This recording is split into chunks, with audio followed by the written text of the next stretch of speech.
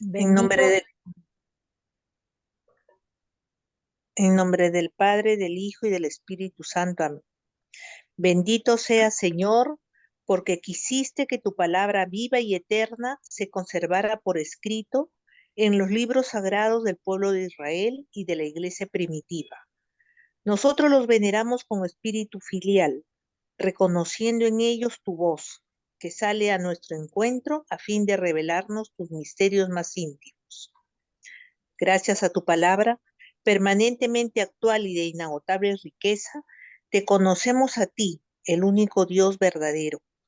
Que el Espíritu nos enseñe a interpretar correctamente tu palabra y que haga brotar de nuestro corazón el deseo de meditarla, abriendo nuestra alma para alabarte, darte gracias, implorarte y pedirte perdón. Amén. En nombre del Padre, del Amén. Hijo y del Espíritu Santo. Amén. Gracias, Tita. Entonces, hermanos, vamos a comenzar eh, la sesión. La sesión de hoy en la que continuamos con la primera carta de Pablo a los Corintios. La sesión anterior vimos los capítulos del 7 al 11 y hemos quedado para iniciar hoy día en el capítulo 12.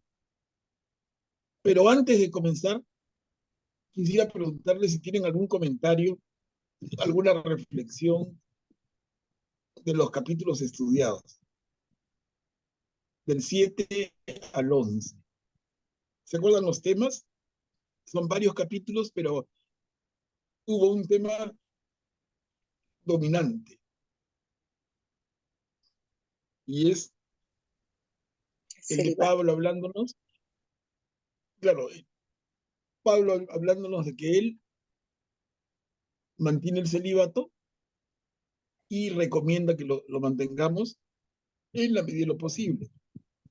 Y clarito dice, el que está casado siga casado, pero el que está soltero permanezca soltero. Eso es lo que les puedo recomendar.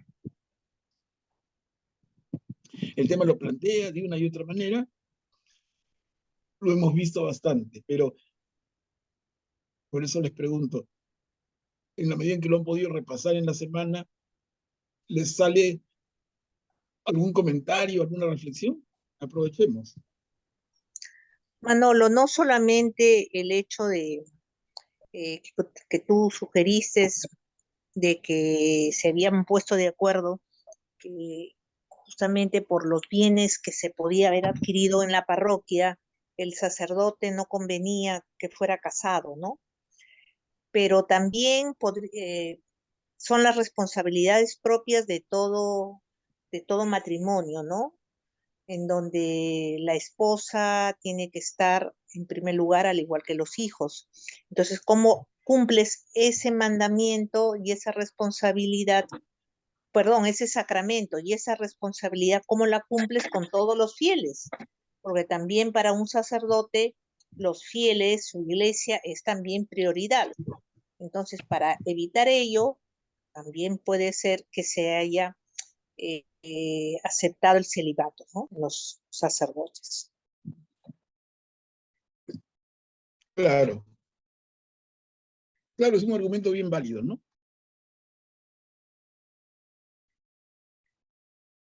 Es un argumento bien válido.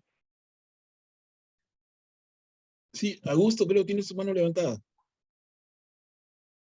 Sí, sobre todo en los niveles más altos de santidad, ¿no? Porque si bien sabemos que hay pastores casados en Estados Unidos y en otras partes, o miembros de la Iglesia Ortodoxa, que atienden bien a sus fieles, ¿no? Y también atienden muy bien a su familia. Pero quizás para llegar a esa santidad de la que habla Pablo, de que seamos, que buscar que seamos, digamos, perfectos como Dios es perfecto, ¿no? A esa santidad tan elevada, ¿no? Que un sacerdote o que, en este caso, los presbíteros a los que él se refiere, ¿no? Alcancen, quizás sea necesario para esa santidad tan elevada, para un presbítero que quiera alcanzar esa santidad tan elevada, que sea soltero para que se centre completamente en Dios, ¿no? Y así poder pastorear a sus fieles de la mejor manera. Claro, sí, está bien, Augusto, son argumentos que valen, ¿no? Y son argumentos que la iglesia esgrime. Y no se trata de rebatirlo, solamente de pensar nosotros. No, es una obligación, creo, de personas adultas como nosotros en un curso de Biblia, es pensar un poquito por nosotros mismos, sin exagerar tampoco, y sin cuestionar las bases de la fe de ninguna manera.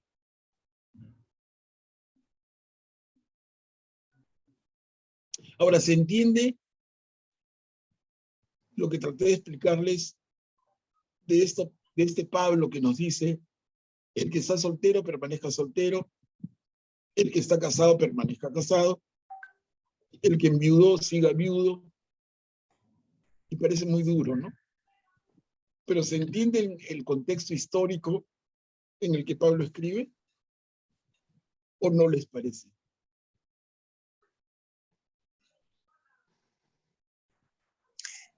Manolo, es que ya se esperaba la parucía.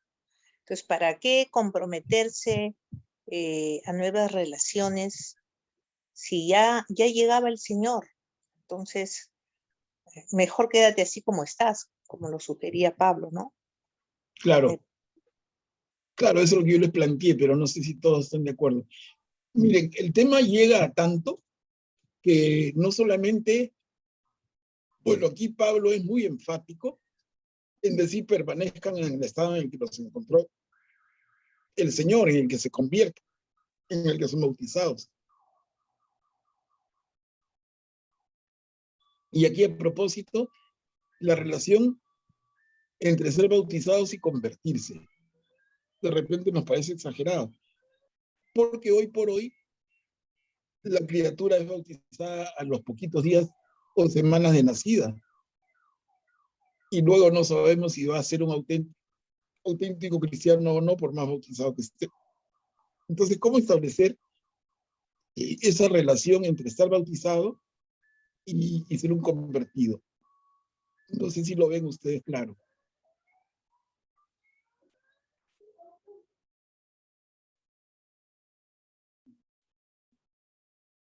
No, si quieren les repito la pregunta. Yo bautizo a un niño de 1 mes de nacido, y eso va a hacer que él sea un convertido cuando adulto. No. Para nada, ¿no?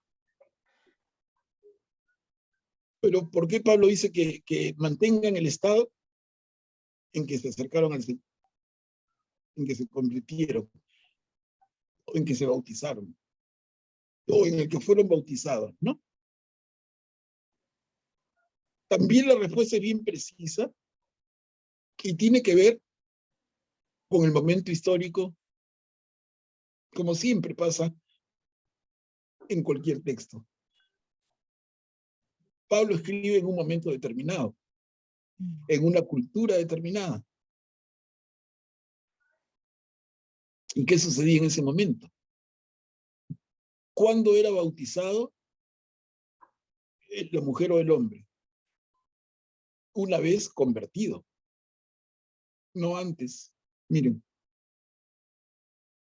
el bautizo era el acto final de la conversión. Tenemos testimonios de que el proceso de preparación de un adulto para su bautizo tomaba años. ¿Y cómo se llamaba el proceso mediante el cual esa mujer, ese hombre eran preparados para el bautizo? ¿Saben? De hecho que sí saben. ¿Cómo le llamabas a ese hombre, a esa mujer que se estaban preparando para el bautizo? Sí. Los catecúmenos, ¿verdad? Así es. Pero Así es, ahora, claro, exactamente. ahora digamos que los separamos en 3 sacramentos, ¿no? Ya no es bautismo solamente, sino ahora bautismo, primera comunión y confirmación o crismación en el caso de la Iglesia Ortodoxa, pero digamos que vienen a ser ya, lo que antes era 1, ahora digamos son 3, y se supone que, bueno, ya cuando llegas a la confirmación tienes que confirmarte si verdaderamente pues estás seguro de tu fe, ¿no? Si no, preferible no hacerlo. Claro, entonces está bien. Pero la pregunta la ha respondido precisamente Augusto. La persona en la época de Pablo, en tiempo de la primera iglesia, esa persona adulta, mujer o hombre, que se preparaba para el bautizo, en un proceso que podía tomar, hermanos, años, hasta 9 años, imagínense, como estudiar la carrera de medicina, más de lo que le pedimos a un joven que tiene vocación sacerdotal para consagrarlo, más que lo que le pedimos a una mujer que tiene vocación religiosa para consagrarla. Más era el proceso que se le pedía al adulto en aquel tiempo, y ese proceso se llama catecumenado. Y a la persona, en preparación para el bautismo, se le llamaba catecúmeno.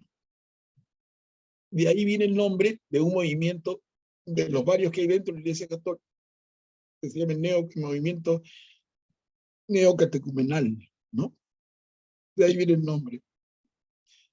Y los que conocen un poquito de ese lindo movimiento neocatecumenal sabrán que al final del camino, como dicen ellos, se bautizan en el río Jordán.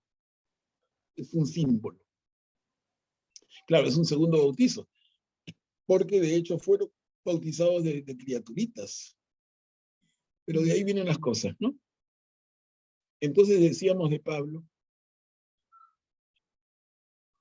Pablo dice, mantengan el estado que tenían cuando conocen al Señor, cuando se convierten, cuando son bautizados.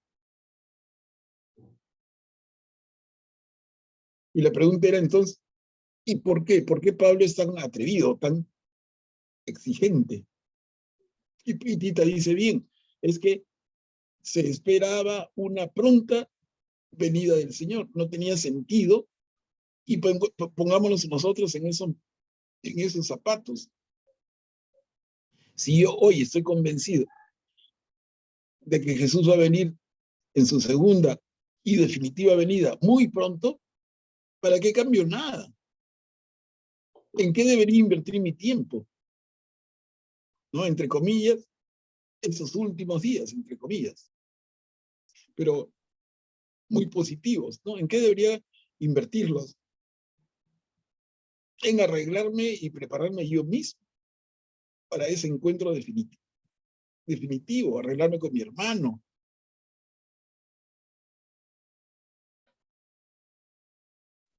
Ponerme en disposición.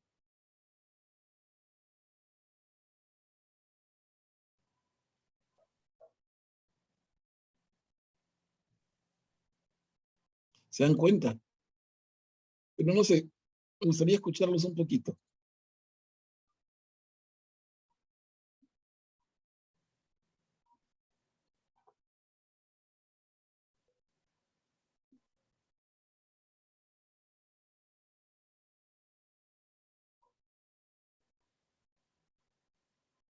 Y les iba a decir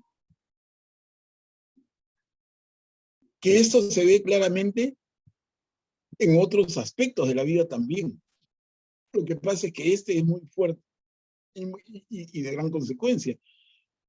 Pero parece ser que en paralelo, los primeros seguidores de Jesús, eso que llamaríamos todavía un poco como que prematuramente primeros cristianos, pero digámoslo así para entendernos, ¿no? Estos primeros cristianos que esperaban una pronta segunda y definitiva venida de Jesús, la parucía,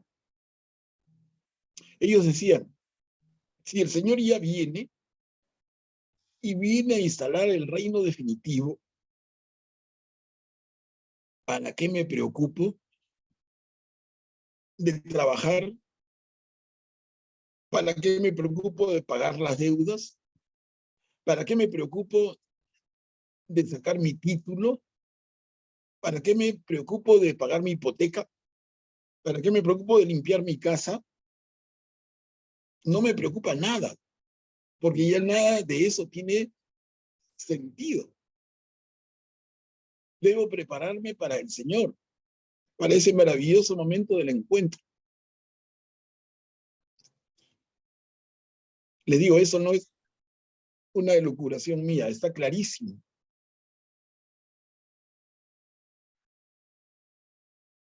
Pero interesante, miren. Y hace sentido, ¿no? Hace sentido. Tú dices, si ya viene la segunda venida de Jesús, para que arregle las cosas, y hay en más, ¿para qué me caso? ¿O para qué me divorcio? ¿O para qué trabajo? ¿O para qué pago mis deudas? ¿O para qué doy al alimán? ¿Para qué cuido mi campo? ¿Se dan cuenta que todo deja de tener importancia?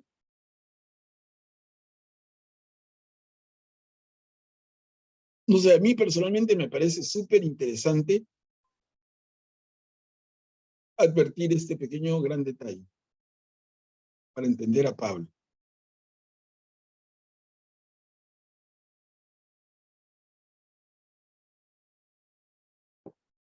Bueno, ya habrán comentarios.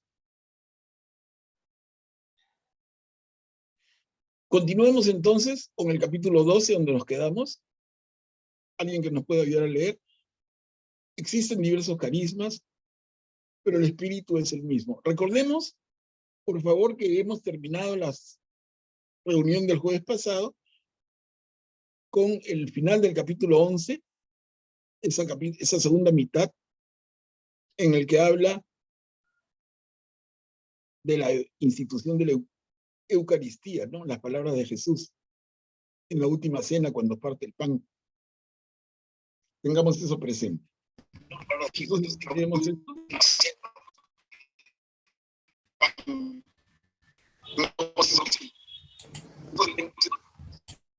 Perdón, Emiliano, no se escucha bien.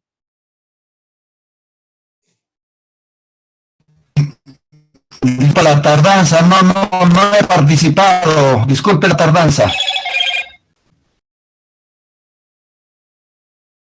¿Alguien que pueda leer, porfa?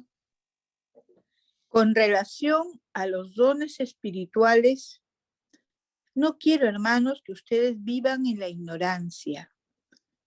Ustedes saben que cuando todavía eran paganos, se dejaban arrastrar ciegamente al culto de dioses inanimados. Por eso les aseguro que nadie movido por el Espíritu de Dios puede decir: maldito sea Jesús, y nadie puede decir Jesús es el Señor, si no está impulsado por el Espíritu Santo. Ciertamente hay diversidad de dones, pero todos proceden del mismo Espíritu. Hay diversidad de ministerios, pero un solo Señor. Hay diversidad de actividades, pero es el mismo Dios el que realiza todo en todos. En cada uno el Espíritu se manifiesta para el bien común. El Espíritu da a uno la sabiduría para hablar, a otro la ciencia para enseñar, según el mismo Espíritu, a otro la fe, también el mismo Espíritu. A este se le da el don de curar, siempre en ese único Espíritu. A aquel el don de hacer milagros, a uno el don de profecía, a otro el don de juzgar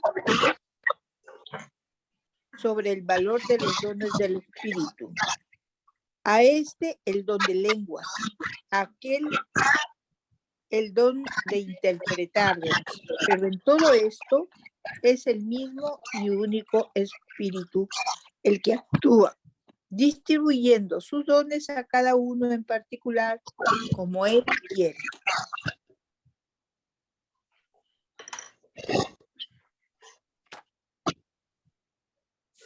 Y aquí, a ver.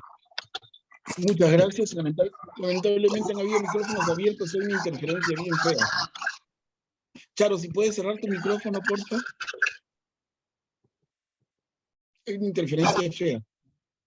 Ya, ahí está. Otra vez. Un cruce. Ahí está, cerrado. Sí, Tita, gracias. Diversos carismas, pero el mismo espíritu.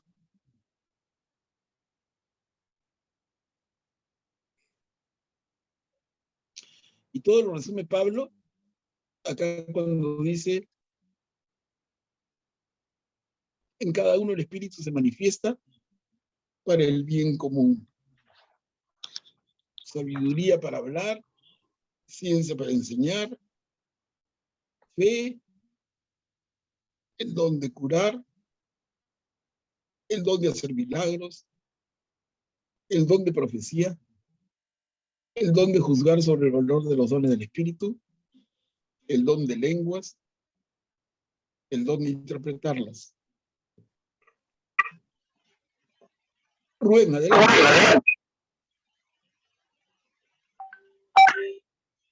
Buenas noches. Bueno, Perdón, Charles, por favor. Un ratito, Rubén, no se entiende. Sí, a ver, no sé qué pasa. Adelante. ¿Ahí está bien? Sí. Ahora sí, sí. Bueno,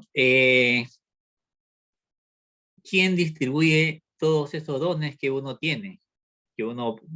Primero que todas las personas tenemos algunos dones, ciertos dones particulares, ¿no? No todos tenemos todos los dones que nos da el Señor. Y esos dones no dependen de nosotros, sino depende de que Él nos da esos dones, porque Él dice al final, sus dones a cada uno en particular, como Él quiere, como el Espíritu de Dios quiere. Entonces nosotros no podemos luchar por tener ciertos dones que no se nos ha concedido. El Señor distribuye a cada cual con el don que Él quiere. Eso sería todo. Gracias. Claro, sí, Rubén, es bien oportuno tu comentario, pero a la vez cuidado, porque ¿cómo sabemos qué don has recibido? ¿Cómo sabes el don que has recibido? ¿Viene con un letrerito? ¿Viene con una tarjetita en el bolsillo? ¿Cómo te enteras del don que tienes? Y la reflexión es para todos, ¿no? Lo que dice Rubén es cierto, pero hay una chamba nuestra. ¿Cuál es ese don que tenemos? ¿Cómo descubrimos ese don? Hay un esfuerzo personal que cada uno tiene que hacer. Y luego, ese don viene desarrollado plenamente, no es que tú tengas que hacer un poquito de chamba en el particular. A ver, hay unas personas con manitos. Está Rubén. Sí, Augusto, creo. Sí, solo para mencionar que a veces esto aclara mucho la confusión que a veces tenemos los católicos en que cuando se dice, ¿no? Santa Rita me hizo tal milagro, o Santal me hizo tal milagro, ¿no? Como si los santos, digamos, hicieran los milagros por su mismo poder, ¿no? Aquí nos aclara que todos los milagros vienen de Dios, ¿no? Sean dones como milagros o dones de lenguas, pero todos vienen de Dios.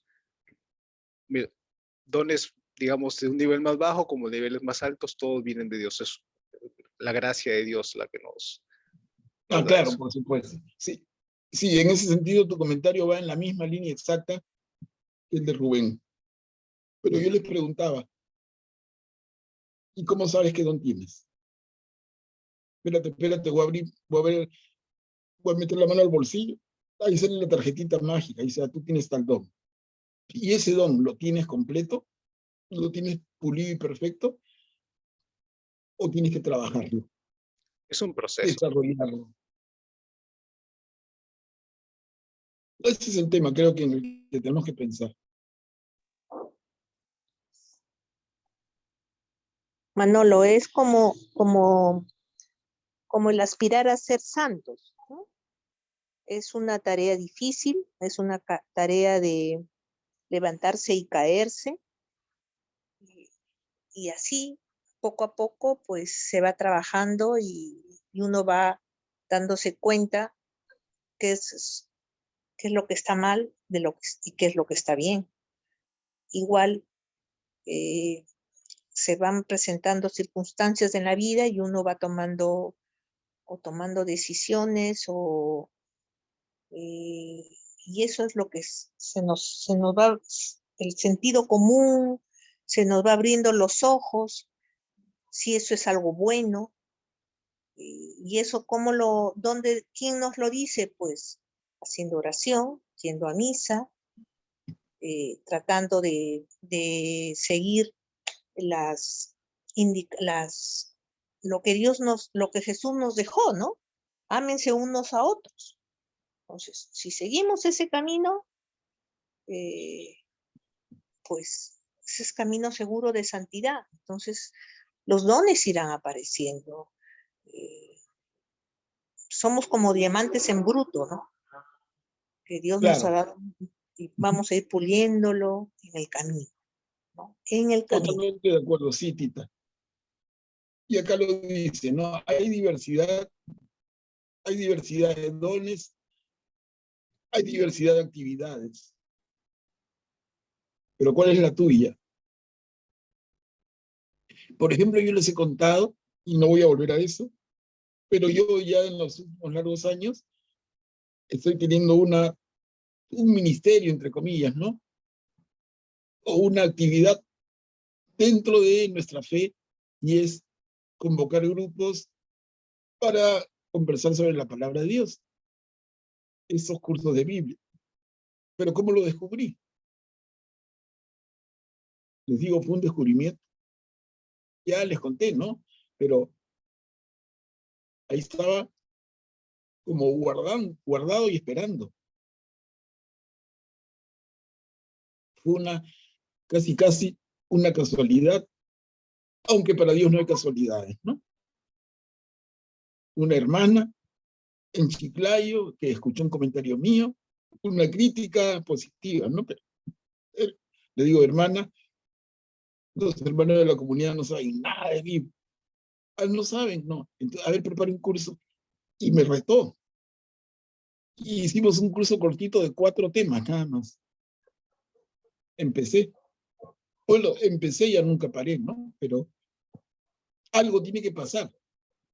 Algo tiene que sucedernos. ¿Cómo descubrimos cuál es ese ministerio, esa actividad, ese don del que has sido investido? Hay que descubrirlo.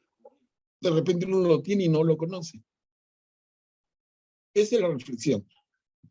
No pretendo que el tema se agote y que cada uno lo descubra, pero creo que es una chamba que tenemos que hacer. Cada uno consigo mismo, empezando. Cada uno con su director espiritual. Y como dice Tita, también cada uno en la oración. Julia, adelante.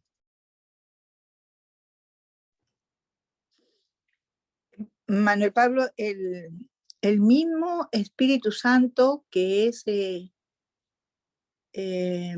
Padre, Hijo, Espíritu Santo, que es el amor del Padre y del Hijo, es el que nos otorga, ¿no? Nos santifica, y por ello es el que dirige nuestra iglesia por los sacramentos, los ministerios, como tú lo has dicho, el que tú llevas, y también con las virtudes, ¿no? Y como dice acá, que el Espíritu Santo lo distribuye como Él quiere, porque está dentro de nosotros y sabe lo que sentimos, y sabe lo que hacemos, y nos conoce perfectamente. Esa parte que ahorita nos has comentado realmente es una maravilla, porque estamos disfrutando de cómo diriges este estudio. Y así es, ¿no? Tú lo vives, lo sientes, es Él el que se mueve dentro de ti, y con esos dones que obviamente conoce que tienes desde antes de nacer, como dice nuestro Señor, lo vamos fructificando en cuanto nos acercamos más y más con virtudes, con los sacramentos y con los ministerios, ¿no? Él es el que está en este momento dirigiendo el pueblo de Dios a todos los que No, queremos. claro. Y mira, y Julia, yo te escucho y estoy Totalmente de acuerdo. Creo que todos estamos totalmente de acuerdo en lo que dices. Pero mi reflexión va un pasito más. ¿Cómo descubre cada uno en sí mismo ese don que te lleva a ese ministerio, a esa actividad? Te vas dando cuenta, Manuel Pablo. Te vas dando cuenta. Pero yo estoy seguro que no, en este grupo mismo hay varios que no se han dado cuenta todavía. Pero Simplemente conforme avanzas, se sienten cercanos a Jesús, se sienten cercanos ahora con la palabra, vamos conociendo la Biblia, participamos en los ritos, en la misa, la Eucaristía tan linda. ¿Y qué más? ¿Cuál es ese don que has recibido? ¿Cuál es ese ministerio en el que puedes comprometerte? ¿Cuál es esa actividad que puedes desarrollar? Y repito, miren, yo siempre cargoso, pero solamente se los digo con ánimo de que piensen, ¿no? Como tareita. Tomen nota y piensen. No tienen que contestarme a mí, quién soy yo, no, para nada. Pero sí estoy en el papel de ayudarlos a pensar. Cada uno piense y contéstese. De repente se le pueden abrir un mundo de oportunidades que están desperdiciando, porque tienen ese don y no lo han visto, o no lo han explotado. No es cuestión, yo digo, yo tengo el don de enseñar, entonces abro la boca. No, ya les conté todo lo que me costó al comienzo. Las primeras 4 charlitas, tomé mes y medio de una encerrona bravísima. Y me temblaban hasta los dedos, no digo las rodillas. Y así en cualquiera otro, ¿no? ¿Cómo descubrirlo? ¿Cómo hacer el esfuerzo para desarrollarlo?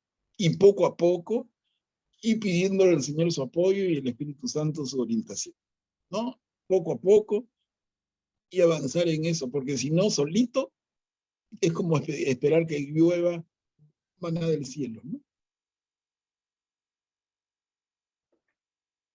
Que es un tema para que pensemos, para cada uno. A ver, seguimos, miren, la segunda parte de este capítulo 12. Ustedes son el cuerpo de Cristo.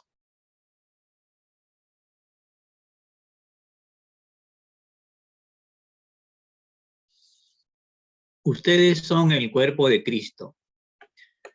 Así como el cuerpo tiene muchos miembros y sin embargo es uno, y estos miembros, a pesar de ser muchos, no forman sino un solo cuerpo.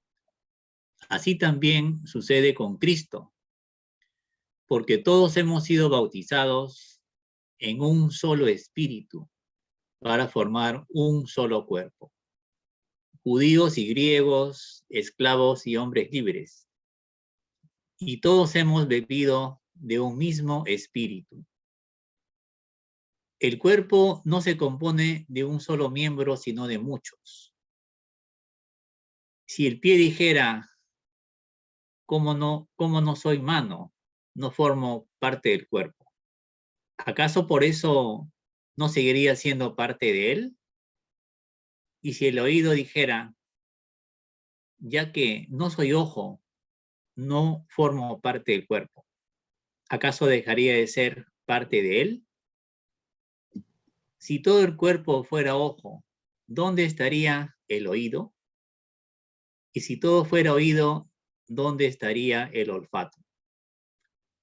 Pero Dios ha dispuesto a cada uno de los miembros en el cuerpo, según un plan establecido.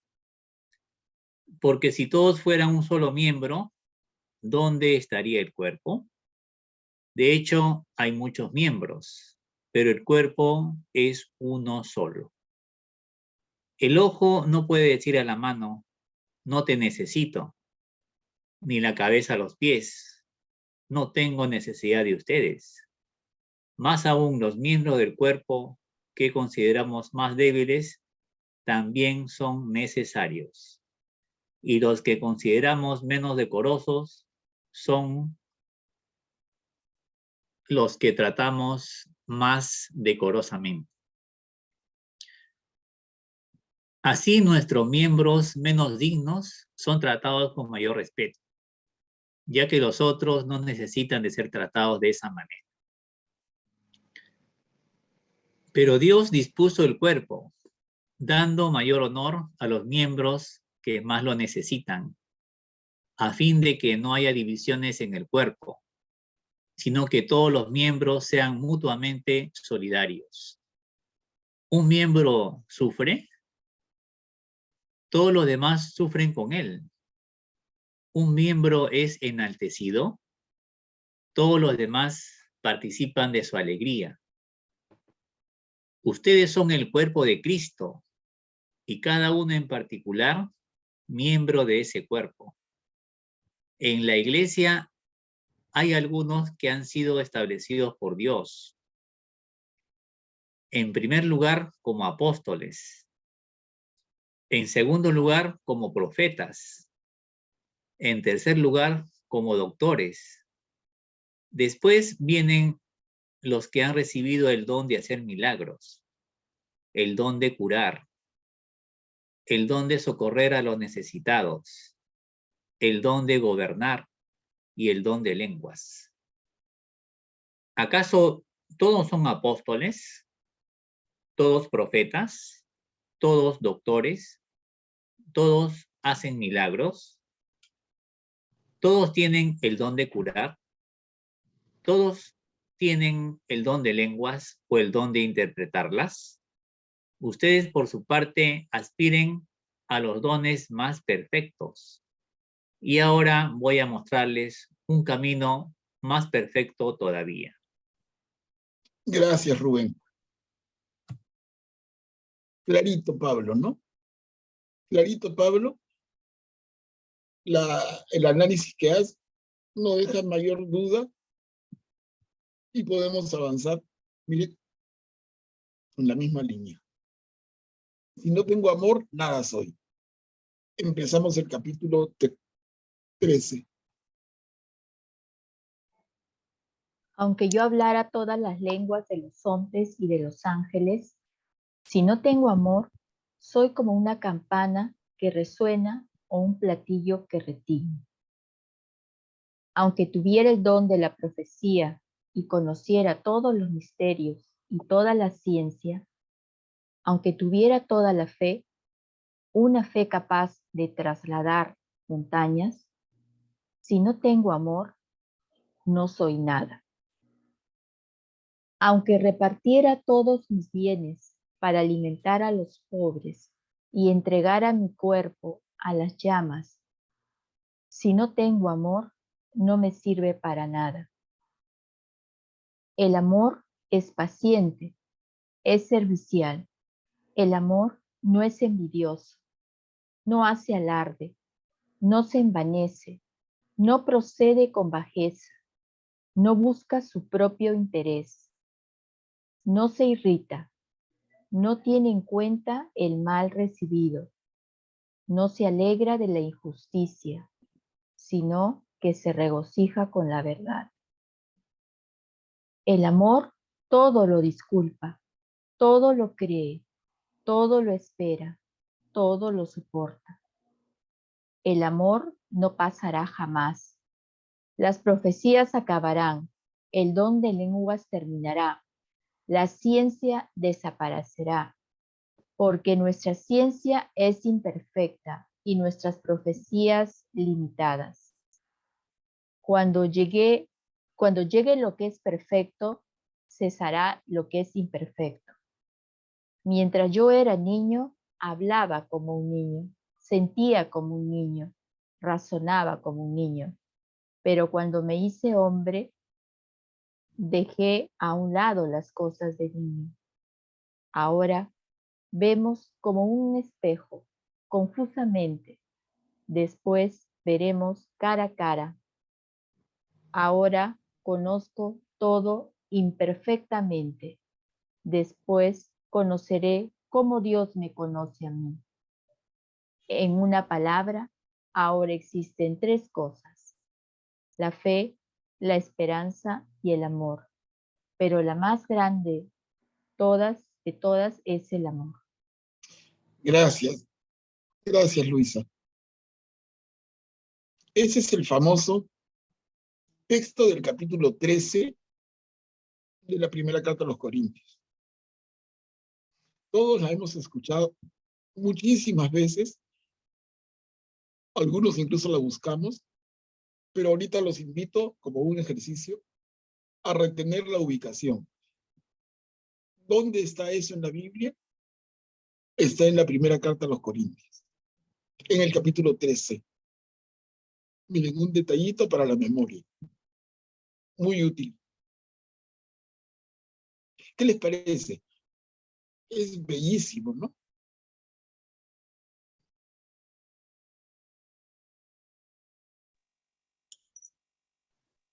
Resume todo, Manolo. En realidad, el amor es Jesús, es lo perfecto. Que debemos aspirar a ese amor, sí, pero toda esta perfección, que lo leemos, es Jesús, definitivamente, ¿no? Ese es nuestro Jesús. Entonces, pero que es realmente Pablo lo ha escrito y nos lo hace ver, ¿no? Pero realmente es maravilloso, ¿no? Maravilloso. De acuerdo, Tita. Es de lo más lindo que puede haberse escrito en tantos siglos y siglos sobre el amor. ¿Alguien más que quiera compartir? Pablo. Julia, adelante. Realmente hablando del amor, ya todo lo que se dice, se habla, queda pequeñito ante lo que conocemos y nos ha explicado ahorita Pablo, ¿no? Todo lo cree, todo lo espera, no tiene envidia, no se envanece, no piensa mal. Es una maravilla, pero realmente esta parte donde dice Pablo, las profecías perderán su razón de ser, callarán las lenguas, ya no servirá el saber más elevado, porque este saber queda muy imperfecto. Todo va a pasar cuando venga lo perfecto.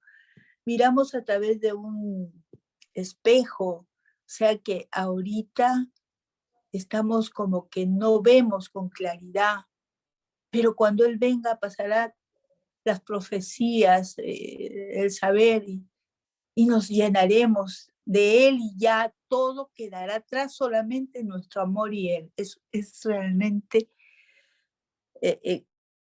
grandioso estos versículos. Sí, gracias, Julia. Augusto, adelante. Sí, solo meditando en qué difícil es alcanzar este nivel de amor, ¿no? Del que habla Pablo. Es un nivel de amor tan elevado que digamos, un ansia alcanzarlo, ¿no? Y nos damos cuenta que los santos, conforme se acercan más a la imitación de Cristo, van viendo las cosas, por eso son tan difíciles de entender. Yo escuchaba hace algunos años a una persona que trabajó mucho con Madre Teresa y decía que era muy difícil entender la Madre Teresa, porque tenía una forma de ver la vida que él no la comprendía, ¿no? Tenía una forma de hacer las cosas que él no lo comprendía porque estaba guiada por el Espíritu Santo. Entonces, digamos, conforme uno se acerca más a Dios, vas cambiando tu forma de vida y ya la visión beatífica, ya después, cuando estemos en el cielo, veremos más claro, ¿no? Como nos dice Pablo, ahí ya veremos como hombres, ya no como niños, como en esta tierra, sino ya como hombres hechos, ¿no? Claro. Gracias, Augusto.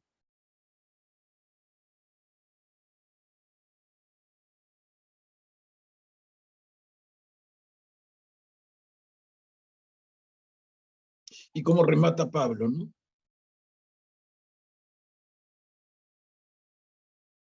Ay, Dios mío. En una palabra, ahora existen tres cosas: la fe, la esperanza y el amor. Pero la más grande de todas es el amor. Rubén, adelante. Sí, algo chiquito nomás. Esas tres son las tres virtudes teologales que rezamos en el rosario, ¿no? En el arranque del rosario.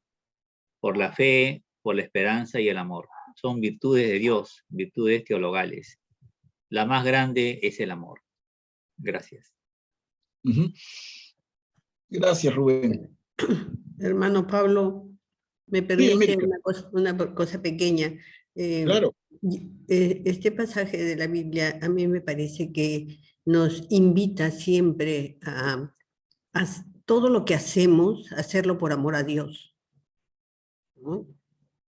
No porque nos vean, no porque quiero figurar, no porque siento que hay que hacer la chocolatada para Navidad, que hay que hacer esto, no, sino que todo, a la más pequeña cosa, tiene que ser por amor a Dios.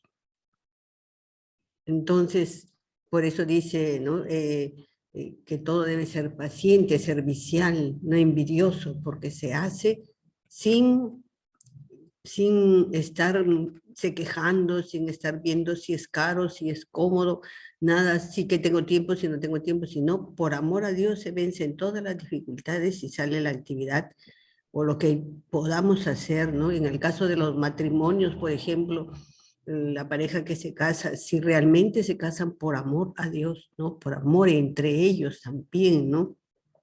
Y Dios vive en ese hogar, entonces ese matrimonio va a permanecer para siempre, ¿no? Como lo pide hasta que la muerte los separe, porque dificultades habrán, diferencias entre ellos habrán, pero todos lo podrán vencer si realmente está Dios entre ellos, ¿no?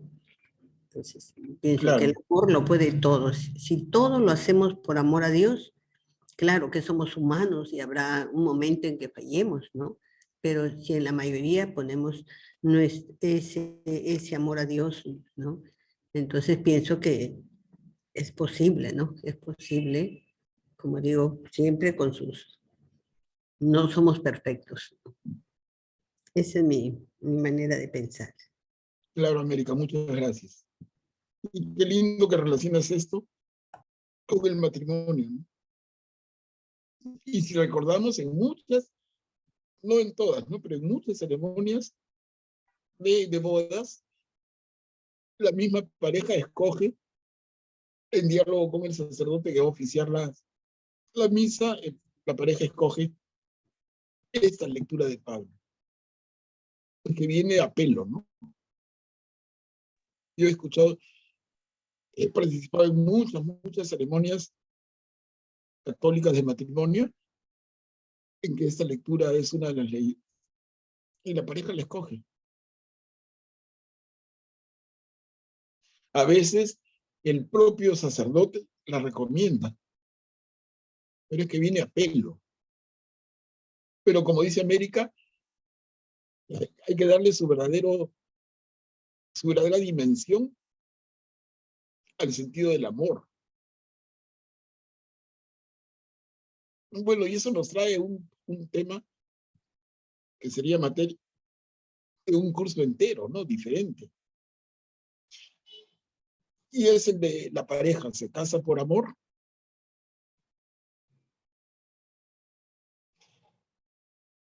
Yo les he comentado a algunos de ustedes mi respuesta, ya entrando al campo de la psicología. Y mi respuesta es no, salvo en raros casos. Lo que sucede en la mayoría de los casos es que la pareja se casa enamorada.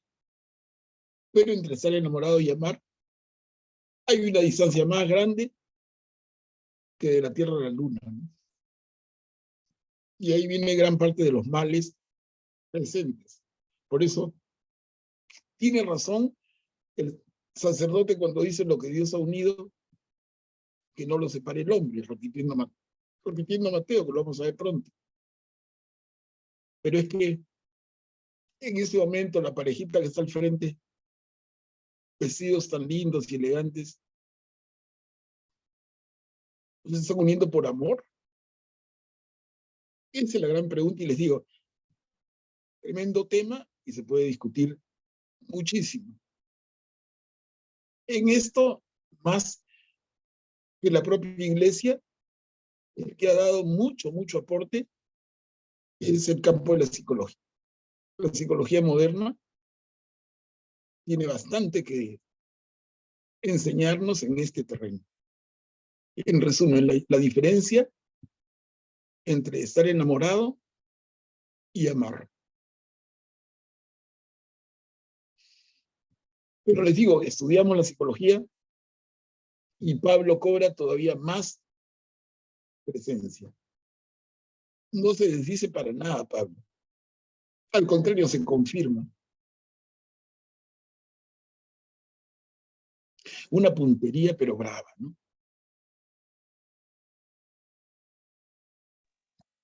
A ver, ¿alguien más o continuamos? Miren, tenemos entrar al capítulo 14.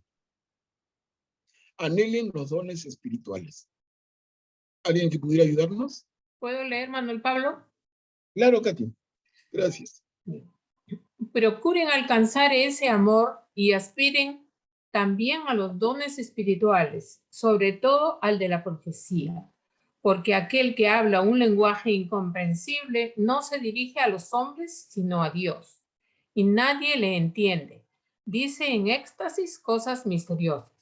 En cambio, el que profetiza habla a los hombres para edificarlos, exhortarlos y reconfortarlos. El que habla un lenguaje incomprensible se edifica a sí mismo, pero el que profetiza edifica a la comunidad. Mi deseo es que todos ustedes tengan el don de lenguas, pero prefiero que profeticen, porque el que profetiza aventaja al que habla un lenguaje incomprensible, a no ser que este último también interprete ese lenguaje para edificación de la comunidad. Supongamos, hermanos, que yo fuera a verlos y les hablara en esta forma. ¿De qué les serviría si mi palabra no les aportara ni revelación, ni ciencia, ni profecía, ni enseñanza? Sucedería lo mismo que con los instrumentos de música, por ejemplo, la flauta o la cítara. Si las notas no suenan distintivamente, nadie reconoce lo que se está ejecutando. Y si la trompeta emite un sonido confuso, ¿quién se lanzará al combate? Así les pasa a ustedes. Si no hablan de manera inteligible, ¿por cómo se comprenderá lo que dicen? Estarían hablando en vano. Perdón, voy a bajar esto. No sé cuántos idiomas diversos hay en el mundo, y cada uno tiene sus propias palabras, pero si ignoro el sentido de las palabras, seré como un extranjero para el que me habla y no será para mí. Así, ya que ustedes ambicionan tanto los dones espirituales, procuren abundar en aquellos que sirven para edificación de la comunidad. Por esta razón, el que habla un lenguaje incomprensible debe orar pidiendo el don de interpretarlo, porque si oro en un lenguaje incomprensible, mi espíritu ora, pero mi inteligencia no saca ningún provecho. ¿Qué debo hacer entonces? Orar con el espíritu y también con la inteligencia, cantar himnos con el espíritu y también con la inteligencia. Si bendices a Dios solamente con el espíritu, ¿cómo podrá el no iniciado decir amén a tu acción de gracias, ya que no entiende lo que estás diciendo? Sin duda, tu acción de gracias es excelente, pero eso no sirve de edificación para el otro. Yo doy gracias a Dios porque tengo el don de lenguas más que todos ustedes. Sin embargo, cuando estoy en la asamblea, prefiero decir 5 palabras inteligibles para instruir a los demás que 10,000 en un lenguaje incomprensible. Hermanos, no sean como niños para juzgar, séanlo para la malicia, pero juzguen como personas maduras.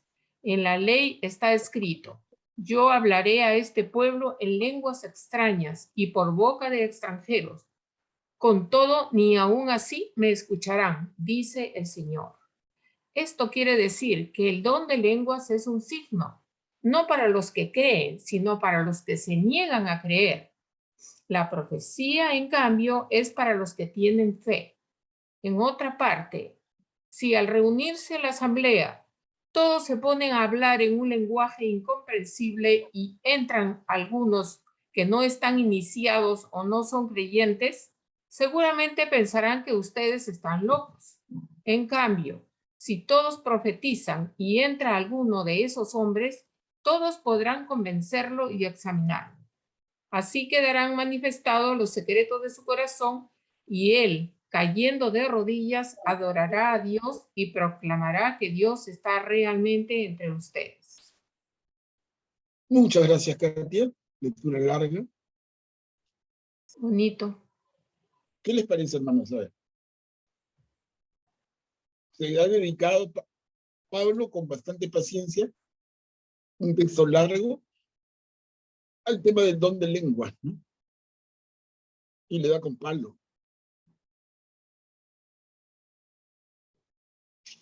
Miren, en el segundo, procuren abundar en aquellos dones espirituales que sirven para edificar la comunidad. Un poco diciendo, y el don de lenguas es medio inutilón, ¿no? Pero ¿qué les parece? No es un tema que sea muy cercano a la práctica en la Iglesia Católica, pero sí hay otras iglesias cristianas que sé que practican el don de lenguas y se vacilan con el don de lenguas, ¿no? Pero Pablo en este capítulo 14 pone las cosas bien claras. A ver qué opinan, hermanos.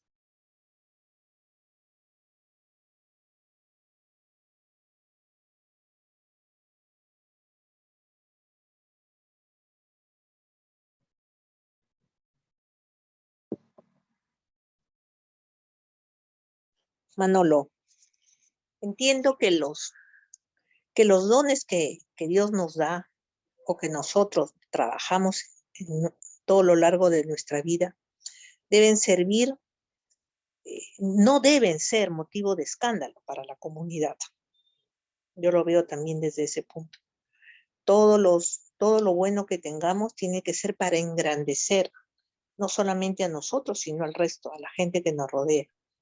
Y que nuestras acciones no deben ser escándalo, para que así realmente podamos ayudar a los otros, ¿no? A crecer, a ser mejores personas.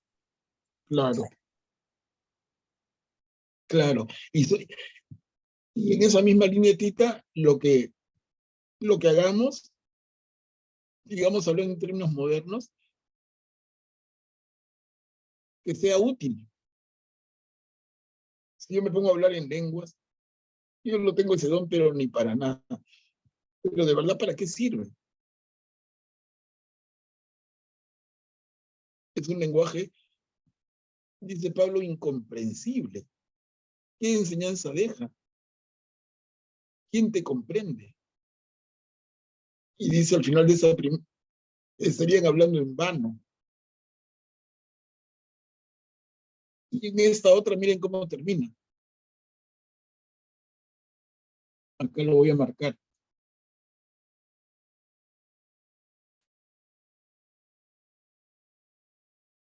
Cuando estoy en asamblea, prefiero decir 5 palabras inteligibles que 10.000 en lenguaje incomprensible. Clarísimo, clarísimo. Pero bueno, es un tema que no nos toca mucho porque en nuestra iglesia no es algo que se fomente, ¿no?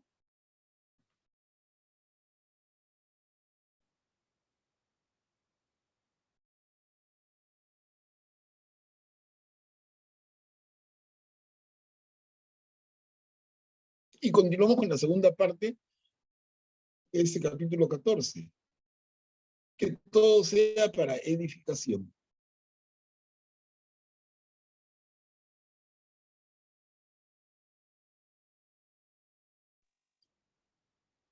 Hermanos, ¿qué conclusión sacaremos de todo esto?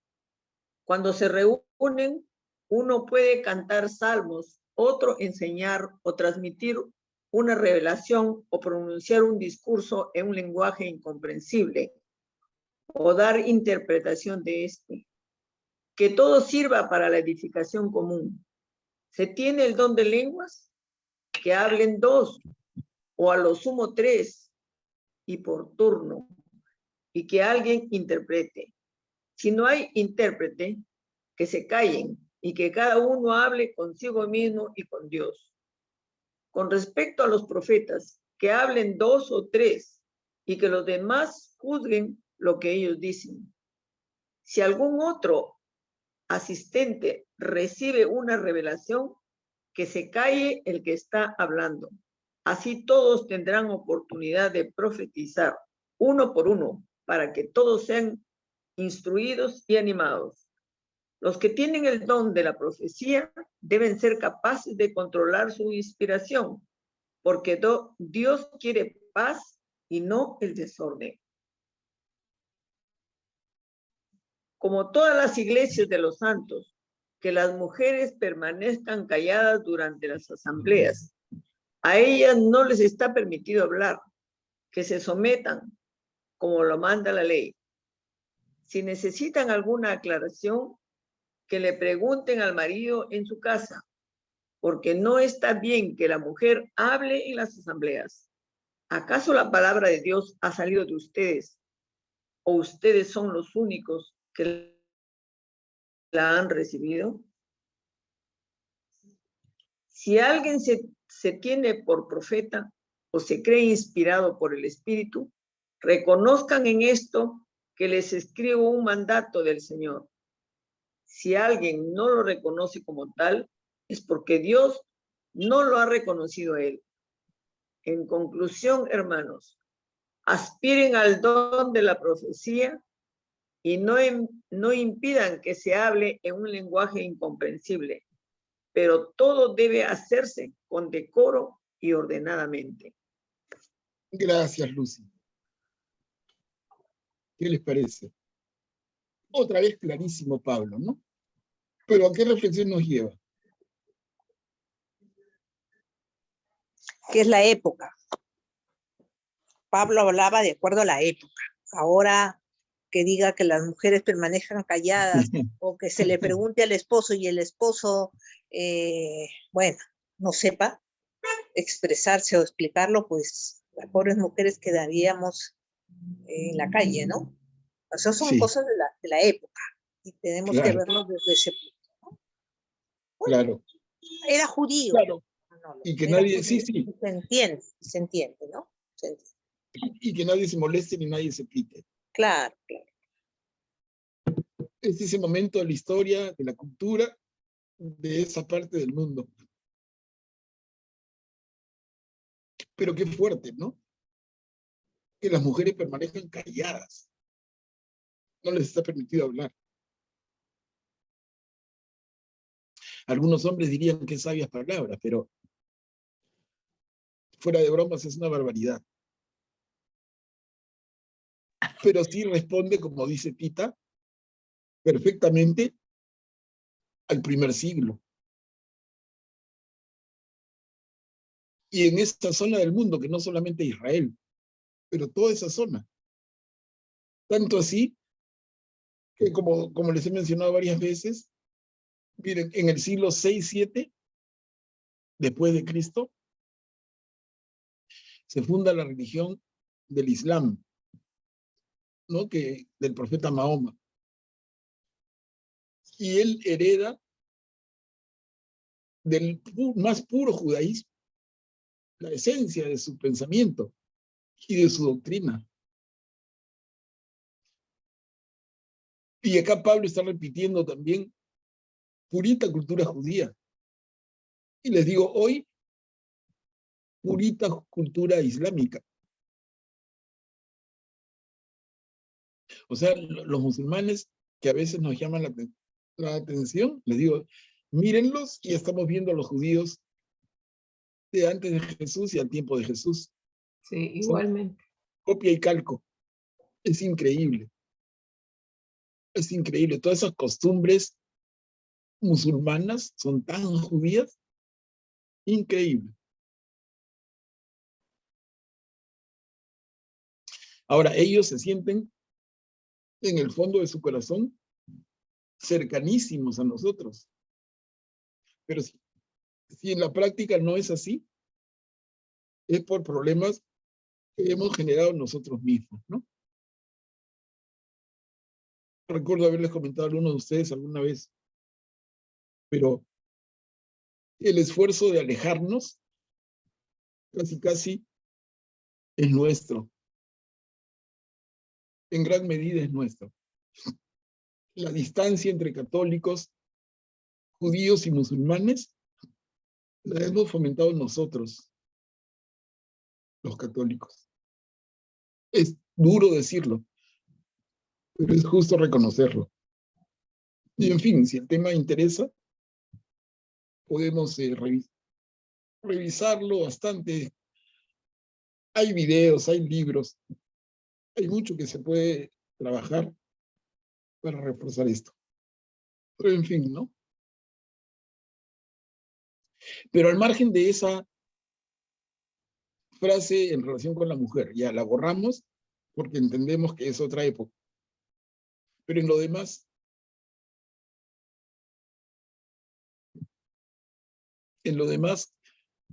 Pablo sugiere una actitud de autocontrol de cada uno, ¿no? Miren, cuando se reúnan, uno puede cantar salmos, otro enseñar, otro transmitir una revelación, o pronunciar un discurso, o interpretarlo. Pero un poco nos sugiere que seamos cautos, que no sea uno que monopolice la palabra, que no sea uno el que quiera estar en todas, ¿no? Y acá, a ver.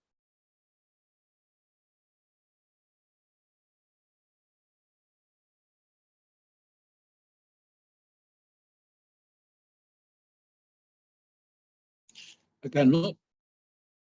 Todo debe hacerse con decoro y ordenadamente. Entonces suenan como palabras bien antiguas, pero el esfuerzo que podemos hacer y que nos dice a nosotros hoy.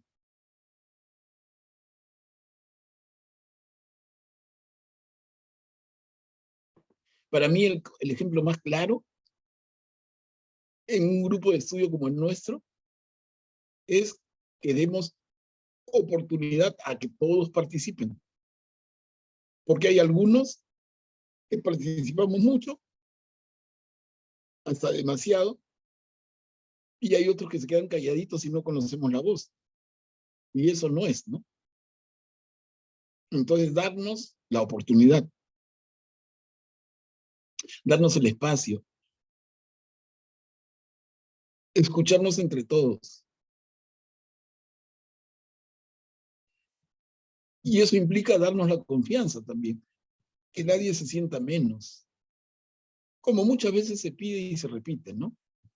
Hermanos, participen, hagan sus planteamientos, compartan lo que ustedes sienten a partir del texto, pero no se queden callados, no es bueno.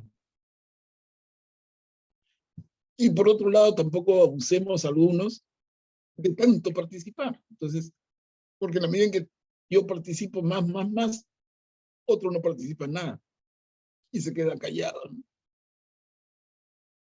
Entonces, buscar ese equilibrio en la reunión. Y como dice el título de esta perícopa, y que todo sea para edificación. A ver, avanzamos. Hermanos, empezamos el capítulo 15. Cristo fue sepultado y resucitó al tercer día. Hermanos, les recuerdo la buena noticia que yo les he predicado, que ustedes han recibido y a la cual permanecen fieles. Por ella son salvados, si la conservan tal como yo se las anuncié. De lo contrario, habrán creído en vano. Les he transmitido en primer lugar lo que yo mismo recibí. Cristo murió por nuestros pecados, conforme a la Escritura. Fue sepultado y resucitó al tercer día, de acuerdo con la Escritura. Se apareció a Pedro y después a los 12. Luego se apareció a más de 500 hermanos al mismo tiempo, la mayor parte de los cuales vive aún, y algunos han muerto. Además, se apareció a Santiago y de nuevo a todos los apóstoles. Por último, se me apareció también a mí, que soy como el fruto de un aborto. Porque yo soy el último de los apóstoles y ni siquiera merezco ser llamado apóstol, ya que he perseguido a la iglesia de Dios. Pero por la gracia de Dios soy lo que soy, y su gracia no fue estéril en mí, sino que yo he trabajado más que todos ellos, aunque no he sido yo, sino la gracia de Dios que está conmigo. En resumen, tanto ellos como yo predicamos lo mismo, y esto es lo que ustedes han creído. Gracias, Juanina.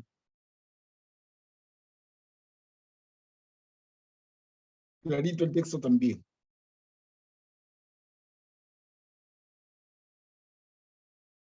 Cristo murió por nuestros pecados, dice Pablo. ¿No? Y cómo se presenta después de su resurrección. Y dice, por último, se me apareció también a mí, que soy como el fruto de un aborto.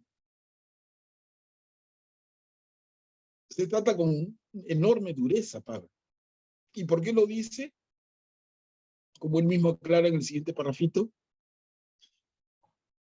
¿no? Él perseguía, en sus propias palabras, a la iglesia de Dios.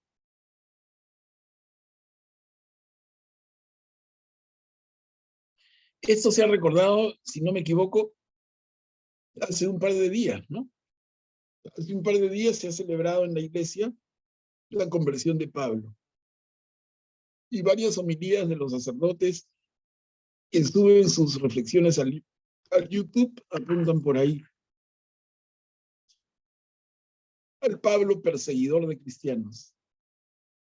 Incluso el padre Gerardo, que yo les comparto siempre, ¿no? Todos los días sus homilías de 10, 12 minutos.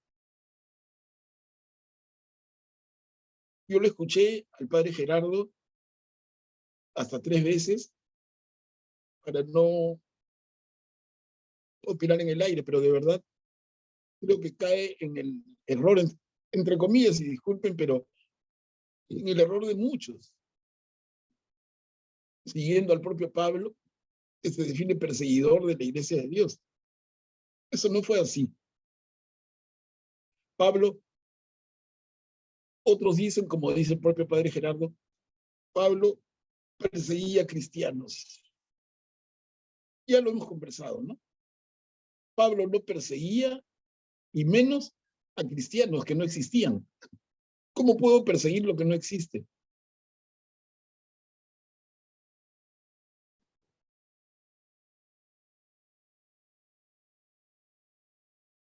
En el tiempo de Pablo, las personas a quienes después vamos a llamar cristianos, se les conoce como ¿qué? Como seguidores de Jesús. ¿Y quién es un seguidor de Jesús?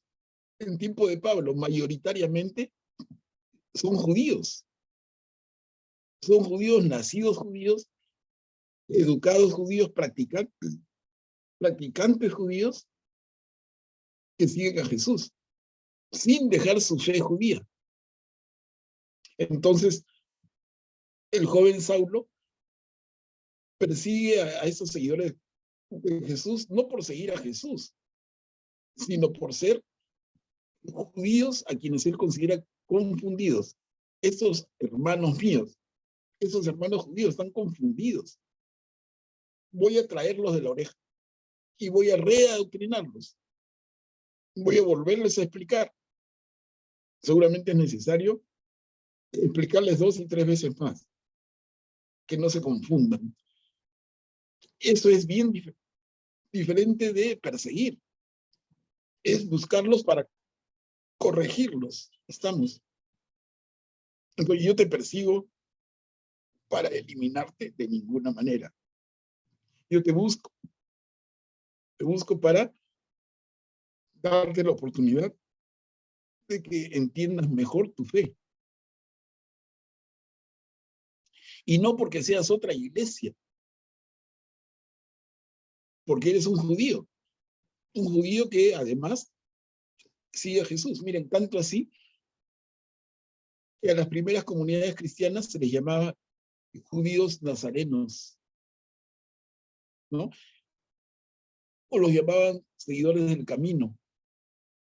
El término cristiano aparece después, y el hecho de que los cristianos formen una iglesia distinta de la judía, eso es mucho después. O sea, aquí estamos confundiendo tiempos, de verdad les digo, y no, ni en esto ni en nada quiero hacer problema de Estado, pero me parece justo que ustedes hagan el esfuerzo y en todo caso piénsenlo y busquen y confírmenlo o rechácenlo, pero sobre una base más firme, ¿no? Pero bueno, todo esto a propósito de que Pablo se trata con esta dureza. Yo soy como el fruto de un aborto.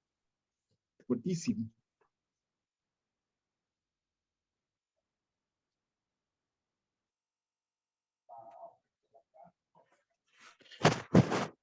¿Algún comentario?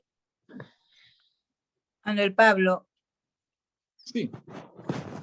yo me imagino que en esos tiempos en Corinto, como ahora mismo, el aceptar que una persona resucita, además ya habían pasado muchos años y Pablo explicaba, ¿no? Y decía lo que él había visto. Jesús lo llamó y los apóstoles eran testigos de las visitas que Jesús le había hecho después de muerto. O sea, después de resucitado. Claro, después de resucitado. Entonces, en ese momento, predicar y hablar de una resurrección a Corinto, a los corintos, me imagino que sería difícil aceptar. Eso era lo que quería comentar. Bien, bien. ¿Alguien más, hermanos? ¿Algún comentario? ¿Alguna duda? A ver, continuemos. El mismo capítulo 15. Si los muertos no resucitan, tampoco Cristo resucitó.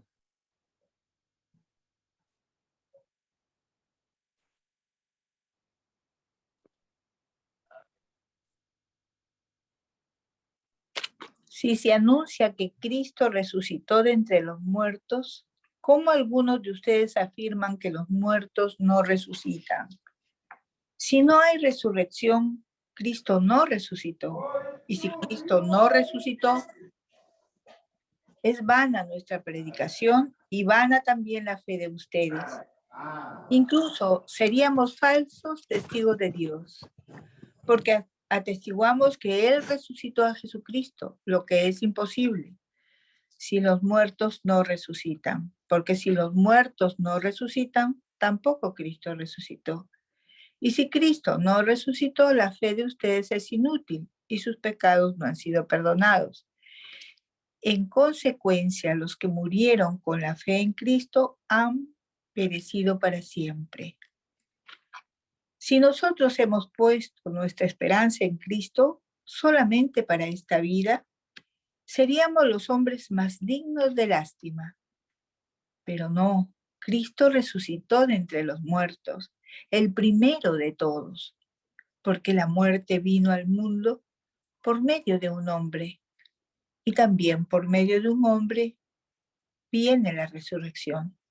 En efecto, así como todos mueren en Adán, así también todos revivirán en Cristo, cada uno según el orden que le corresponde.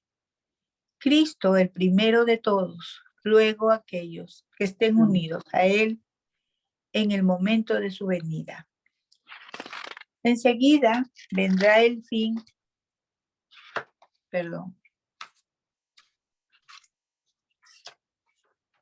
vendrá el fin cuando Cristo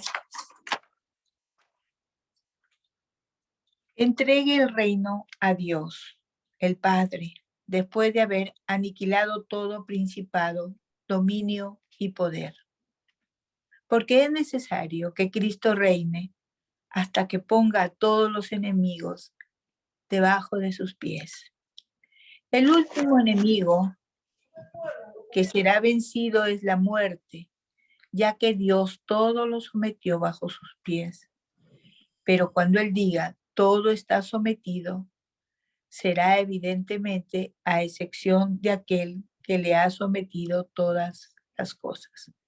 Y cuando el universo entero le sea sometido, el mismo Hijo se someterá también a aquel que le sometió todas las cosas, a fin de que Dios sea todo en todos. Si no fuera así, ¿de qué sirve bautizarse por los que han muerto, si los muertos no resucitan? ¿Qué sentido tiene bautizarse por ellos? Y nosotros mismos, ¿por qué nos exponemos a cada instante al peligro? Cada día yo me enfrento con la muerte. Y esto es tan cierto, hermanos, como que ustedes son mi orgullo en Cristo Jesús, nuestro Señor. ¿Y qué he ganado si solamente por motivos humanos yo tuve que luchar con las fieras en Efeso? Si los muertos no resucitan, comamos y bebamos, porque mañana moriremos. No se dejen engañar. Las malas compañías corrompen las buenas costumbres. Vuelvan a comportarse como es debido y no pequen más, porque hay algunos entre ustedes que todavía no saben nada de Dios. Lo digo para vergüenza de ustedes. Gracias, Julia. Miren, hermanos, este texto encierra una frase fuertísima, enorme, que he resaltado en amarillo. Es más poderosa que una bomba atómica.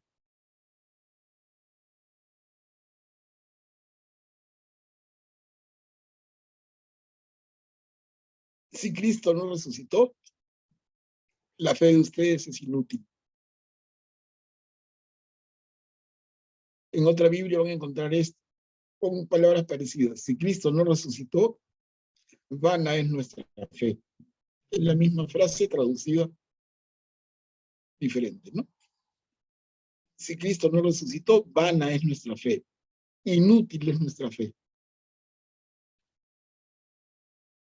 Miren qué tremendo. Y sobre eso, ¿qué podemos decir? Yo creo que podemos, si quieren, dejarlo como tema para empezar el próximo jueves. Una reflexión bonita sobre esta frase, todo lo que significa. Enorme. Si Cristo no resucitó, nuestra fe es inútil. Y luego marca que Dios sea todo en todos. ¿No? Y esta frase que marqué también, entre comillas, que viene del libro de Eclesiastés, en el Antiguo Testamento. Si los muertos no resucitan, entonces, ¿qué queda? El cinismo, ¿no? Comamos y bebamos, porque mañana moriremos, y al morir se acaba todo, entonces aprovecha, disfruta, porque esta vida es solo una. Toda una reflexión que les digo, como estamos un poco sobre sobre la hora mejor dejémosla para comenzar el próximo jueves.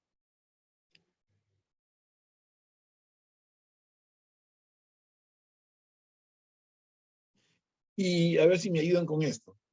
¿Con qué cuerpo volverán los muertos a la vida?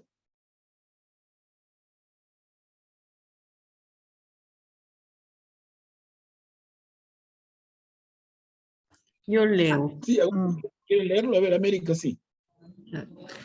¿Con qué cuerpo volverán los muertos a la vida?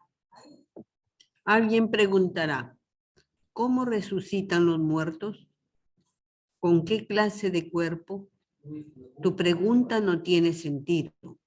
Lo que siembras no llega a tener vida si antes no muere. Y lo que siembras no es la planta tal como va a brotar, sino un simple grano de trigo, por ejemplo, o de cualquier otra planta. Y Dios da a cada semilla la forma que Él quiere, a cada clase de semilla el cuerpo que le corresponde. No todos los cuerpos son idénticos. Una es la carne de los hombres, otra la de los animales, otra la de las aves y otra la de los peces. Hay cuerpos celestiales y cuerpos terrestres, y cada uno tiene su propio resplandor. Uno es el resplandor del sol, otro el de la luna y otro el de las estrellas. Y aún las estrellas difieren unas de otras por su resplandor. Lo mismo pasa con la resurrección de los muertos. Se siembran cuerpos corruptibles y resucitarán incorruptibles. Se siembran cuerpos humillados y resucitarán gloriosos. Se siembran cuerpos débiles y resucitarán llenos de fuerza. Se siembran cuerpos puramente naturales y resucitarán cuerpos espirituales. Porque hay un cuerpo puramente natural y hay también un cuerpo espiritual. Esto es lo que dice la Escritura. El primer hombre, Adán, fue creado como un ser viviente. El último,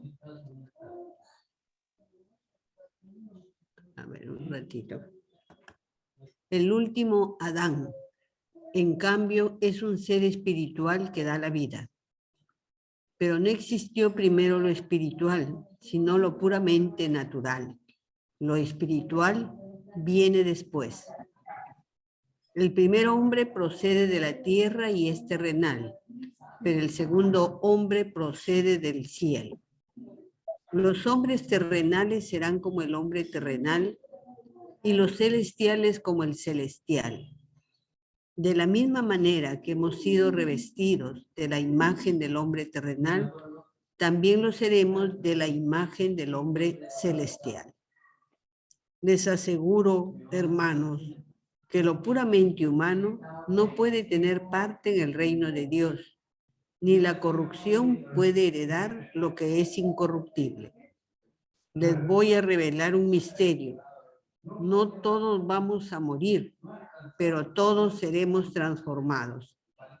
En un instante, en un abrir y cerrar de ojos, cuando suene la trompeta final, porque esto sucederá, los muertos resucitarán incorruptibles y nosotros seremos transformados. Lo que es corruptible debe revestirse de la incorruptibilidad y lo que es mortal debe revestirse de la inmortalidad. Cuando lo que es corruptible se revista de la incorruptibilidad y lo que es mortal se revista de la inmortalidad, entonces se cumplirá la palabra de la Escritura. La muerte ha sido vencida. ¿Dónde está, muerte, tu victoria? ¿Dónde está tu aguijón? Porque lo que provoca la muerte es el pecado, y lo que da fuerza al pecado es la ley. Demos gracias a Dios que nos ha dado la victoria por nuestro Señor Jesucristo. Por eso, queridos hermanos, permanezcan firmes e inconmovibles, progresando constantemente en la obra del Señor, con la certidumbre de que los esfuerzos que realizan por Él no serán vanos. Gracias, América. Miren, otra vez, un texto largo, pero que se va explicando solito, ¿no?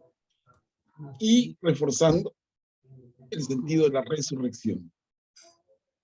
Y cómo vamos a resucitar. Si hacemos les pido un pequeñito esfuerzo adicional para terminar la primera carta de los Corintios. Nos va a tomar unos minutitos cortos. Acerca de la colecta en favor de los santos. Acerca de la colecta en favor de los santos. En cuanto a la colecta en beneficio de los santos de Jerusalén, sigan las mismas instrucciones que di a las iglesias de Galacia. El primer día de la semana, cada uno de ustedes guarde en su casa lo que haya podido ahorrar, para que las donaciones no se recojan solamente a mi llegada. Una vez allí, enviaré a los que ustedes hayan elegido, para que lleven a Jerusalén esas donaciones con una carta de recomendación. Si conviene que yo también vaya, ellos viajarán conmigo. Está clarito. Espero quedarme con ustedes por un tiempo. Mire, ya está despidiéndose, padre. Despidiendo esta carta, ¿no?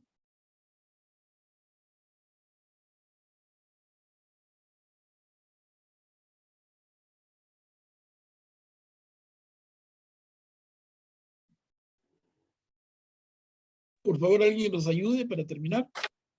Yo iré a verlos después de atravesar Macedonia, donde estaré de paso. Tal vez me quede con ustedes algún tiempo, a lo mejor durante todo el invierno, a fin de que me ayuden a proseguir viaje hasta el lugar de mi destino, porque no quiero verlos solo de paso, sino que espero quedarme algún tiempo entre ustedes si el Señor lo permite. Mientras tanto, permaneceré en Efeso hasta Pentecostés, ya que se ha abierto una gran puerta para mi predicación, aunque los adversarios son numerosos. Si llega antes Timoteo, procuren que permanezca entre ustedes sin ninguna clase de temor, porque él trabaja en la obra del Señor de la misma manera que yo. Que nadie lo menosprecie, ofrézcanle los medios necesarios para que se reúna conmigo, porque yo lo estoy esperando con los hermanos. En cuanto a nuestro hermano Apolo, le insistí mucho para que fuera a visitarlo junto con los hermanos, pero él se negó rotundamente a hacerlo por ahora. Irá cuando se le presente la ocasión. A ver, este otro poquito. Todo lo que hagan, háganlo con amor. Estén atentos. Estén atentos, permanezcan firmes en la fe, compórtense varonilmente, sean fuertes. Todo lo que hagan, háganlo con amor. Una recomendación más, hermanos. Ustedes saben que Estefanas y su familia, los primeros que abrazaron la fe en Acaya, han decidido consagrarse al servicio de los hermanos. Por eso les ruego que ustedes, a su vez, sean solícitos con ellos, y no solo con ellos, sino con todos los que colaboran en sus trabajos y esfuerzos. Yo me alegré con la visita de Estefanas, de Fortunato y de Acacio. Ellos llenaron el vacío que ustedes habían dejado y han tranquilizado mi espíritu y el de ustedes. Sepan apreciarlo como corresponde. Gracias, Lucy. Y terminamos. Ese es el saludo de mi puño y letra, Pablo. Las iglesias de la provincia de Asia les envían saludos. También los saludan en el Señor Aquila y Priscila, junto con los hermanos que se congregan en su casa. Todos los hermanos les envían saludos. Salúdense los unos a los otros con el beso santo. Este es mi saludo de puño y letra. Pablo. Si alguien no ama al Señor, que sea maldito. El Señor viene. Que la gracia del Señor Jesús permanezca con ustedes. Yo los amo a todos ustedes en Cristo Jesús. Gracias, Tita. Miren, hermanos, si hemos terminado en la primera carta a los Corintios. No ha habido reflexión en las últimas partecitas, pero creo que la que más vale, y dijimos que por su importancia dejémosla para empezar la próxima reunión, es este tema de que si Jesús no resucitó, nuestra fe es inútil. ¿No? Tomemos eso como un tema de diálogo para la próxima. Y lo que hemos visto más, algunas ideas que quieran compartir. Y entonces así comenzaríamos el próximo jueves y iniciamos también como nuevo curso la segunda carta a los Corintios. ¿Ok?